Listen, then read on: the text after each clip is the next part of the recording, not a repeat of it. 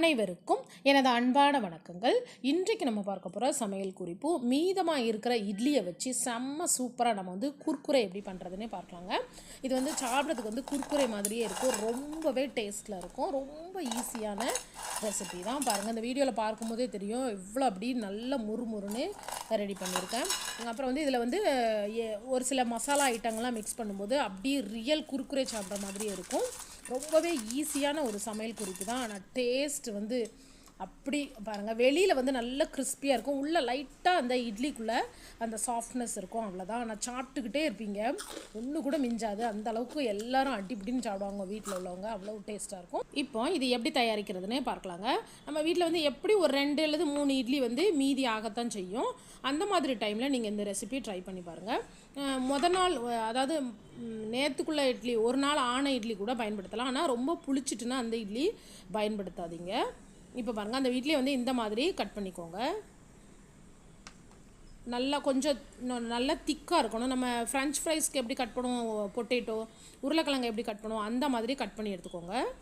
அப்படின்னா தான் உங்களுக்கு வந்து அந்த பொரிக்கிறதுக்கும் ஈஸியாக இருக்கும், அதை சாப்பிட்றதுக்கு வந்து இந்த மாதிரி உங்களுக்கு அந்த குர்குரே மாதிரி ஒரு ஷேப்பில் இருக்கும், நல்லாயிருக்கும். ஸோ இந்த மாதிரி கட் பண்ணி எடுத்துக்கோங்க. ஒரு இட்லியிலேருந்து ஒரு 7 பீஸ் கிட்ட உங்களுக்கு கிடைக்கும். இப்போ வந்து இது ரெடி ஆகிட்டு, இது வந்து இப்போ உங்களுக்கு குர்குரே உடனே சாப்பிடணும் அப்படின்னு நினச்சிங்கன்னா நல்ல வெயில், நல்ல உச்சி வெயிலில் வந்து ஒரு 2 ஹவர் வச்சுட்டு எடுத்தால் போதும். இல்லை அப்படின்னா நாளைக்கு மெதுவாக பண்ணிக்கலாம் அப்படின்னு நினச்சிங்கன்னா உங்கள் வீட்டில் வந்து ஃபேனுக்கு அடியில் வந்து வச்சுக்கோங்க. ஒரு 12 ஹவர்ஸ்க்குலாம் இந்த மாதிரி ஆயிரும். நீங்கள் வந்து மொட்டை மாடியில் வைக்கீங்க அப்படின்னா கண்டிப்பாக பேர்ட்ஸ்லாம், பறவைகள்லாம் எடுத்துகிட்டு போக சான்சஸ் இருக்குது.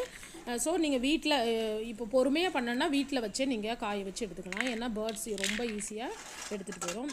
இப்போ இது நல்லா காஞ்சிருச்சு, நம்ம இதை வந்து பொரிச்சிடலாம். பொரிக்கும் போது மிதமான தீயில் வச்சுட்டு பொறுமையாக பொரித்து எடுத்துக்கோங்க. இது வந்து அந்த அந்த அந்த எட்ஜஸ்லாம் டக்குன்னு வந்து கருகிற மாதிரி இருக்கும். அதனால் ஸ்லோ ஃபயரில் வச்சுட்டு மெதுவாகவே நீங்கள் வந்து இந்த மாதிரி பொரித்து எடுத்துக்கோங்க. கலர் கொஞ்சம் கொஞ்சமாக சேஞ்ச் ஆகும். வெளியில் நல்லா கிறிஸ்பியாக இருக்கும், உள்ளே வந்து லைட்டாக அந்த இட்லியோட சாஃப்ட்னஸ் வந்து உள்ளே இருக்கும். ஸோ சாப்பிட்றதுக்கு வந்து ரொம்ப இன்ட்ரெஸ்ட்டாக இருக்கும். அப்புறம் வந்து நம்ம அந்த அரிசி மாவும் உளுந்த மாவும் சேர்ந்து தான் நம்ம இட்லி பண்ணுறோம், அந்த வாசம் வந்து நல்லா இருக்கும். அதில் நல்ல அந்த குர்குரேக்குள்ளே அதே டேஸ்ட்டு கிடைக்கும். இப்போ இதுவும் ரெடி ஆகிட்டு, இந்த மாதிரி ரெடி ஆனோடனே எடுத்துருங்க. இந்த மாதிரி கலர் வந்து நல்ல இந்த மாதிரி வரணுங்க, உள்ளே வந்து வேகாமல் ஆயிரும். அதனால் நல்ல கலர் சேஞ்ச் ஆனதுக்கப்புறமே எடுத்துக்கோங்க. உங்களுக்கு வந்து கருகிற மாதிரி தெரியும், பட் கருகாது. இந்த மாதிரி கலரில் தான் நீங்கள் வரும்போது எடுக்கணும், அப்போ தான் சூப்பராக இருக்கும் சாப்பிட்றதுக்கு.